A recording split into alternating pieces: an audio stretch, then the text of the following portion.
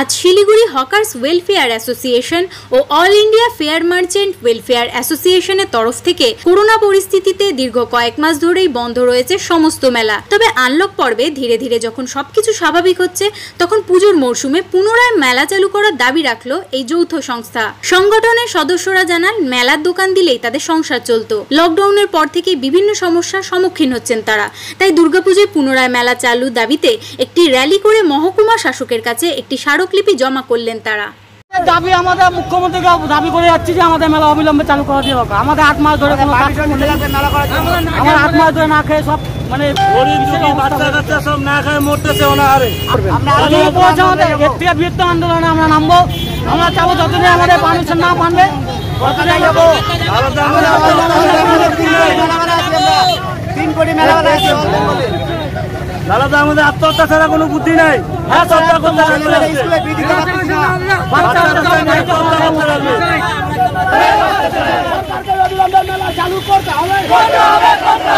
SDO সাহেব madam আমাদের থেকে রিসিভ করে নিল। তিনি বললো আমরা ডিএম সাহেবকে এটা পুট করবো। তিনি এসে তারা মিটিংয়ে বসে কোনটা ঠিক করবে আপনাদের আমরা এসে মেল করবো বা হোয়াটসঅ্যাপ করে দেবো। আমরা হোয়াটসঅ্যাপ নাম্বার দিয়ে এসেছি। উনি আমাদের এটা বলেছে কপিটা আমাদের খুব শীঘ্রই পাঠাবে, এটাই বললো।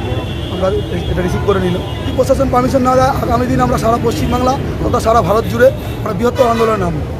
এটাই আমরা ঠিক করে রেখেছি। কারণ আমরা হচ্ছে হকার। আমরা সিএম ম্যাডামকেও দিয়েছি, আমরা সমস্ত ডিস্ট্রিক্টের ডিএমকেও দিয়েছি। আমরা সব রকম যেটুকু প্রোটোকল আমরা সব কিছু করেছি। এরপর যদি আমাদের কথা না শোনা হয়, আমাদের যদি চিন্তাভাবনা করা না হয়, তাহলে আমরা আগামী দিন